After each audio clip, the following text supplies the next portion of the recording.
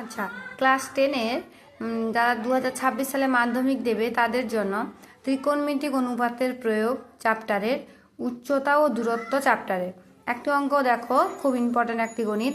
একটি স্তম্ভের ছায়ার দৈর্ঘ্য এবং স্তম্ভের উচ্চতার অনুপাত √3:1 হলে সূর্যের উন্নতি কোণ নির্ণয় করি।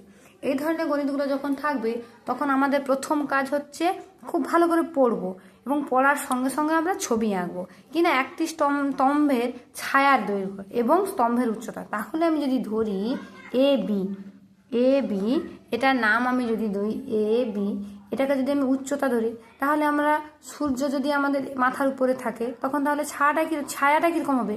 এর ছায়াটা হবে আমার এই রকম। তাহলে এটা হলো আমার বিসি। তার মানে কি দাঁড়ালো? এ বি হচ্ছে স্তম্ভের উচ্চতা আর বিসি হচ্ছে ছায়ার দৈর্ঘ্য। এটা হলো আমার অতিভুজ। ঠিক আছে, এবারে আমি লিখি, ধরি এ বি সমান স্তম্ভের উচ্চতা, ঠিক আছে, এবং বিসি সমান তাহলে কি হবে? ছায়ার উচ্চতা বা ছায়ার দৈর্ঘ্য। ঠিক আছে, এখন আমার দেওয়া আছে কি যে স্তম্ভের ছায়ার দৈর্ঘ্য এবং স্তম্ভের উচ্চতার অনুপাত √3:1। তার মানে কি দাঁড়ালো? স্তম্ভের ছায়ার দৈর্ঘ্য তাহলে কত হলো? √3।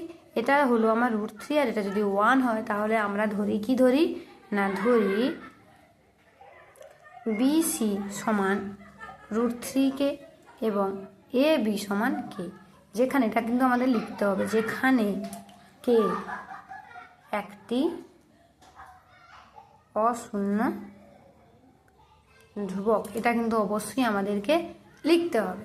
ঠিক আছে, এবারে দেখো খুবই সোজা, আমরা ভালো করেই দেখতে পাচ্ছি যে এ বি সি একটা সমকোণী ত্রিভুজ। ঠিক আছে, এইখানে যদি থিটা অ্যাঙ্গেল করে তাহলে আমরা বলতে পারি এই থিটাটা সমান কি, আমরা যদি লিখি ট্যান থিটার সূত্র কি? লম্ব বাই ভূমি। দেখো এখানে আমার এটা হচ্ছে লম্ব, এটা হচ্ছে ভূমি, বসিয়ে দেবে, কি সুন্দর সহজেই উত্তরটা আমাদের হয়ে যাবে। ঠিক আছে, তাহলে ট্যান এ সি বি সমান কত? লম্ব বাই ভূমি, লম্ব কত? এ বি বাই ভূমি কত? বিসি। মানটা সুন্দর করে বসিয়ে দাও, বা ট্যান এ সি বি কোণ এ বির মান কত? √3 বাই বিসির মান কত?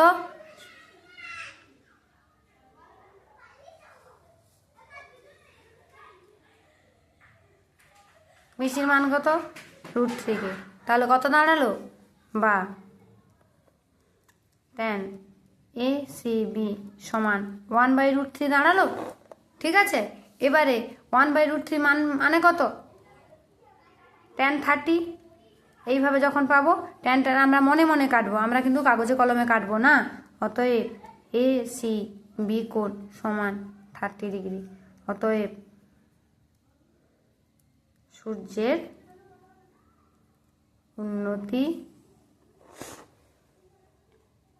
কোণ 30°। ঠিক আছে, ভিডিওটি ভালো লাগলে একটা লাইক, শেয়ার ও কমেন্ট করবে। ধন্যবাদ।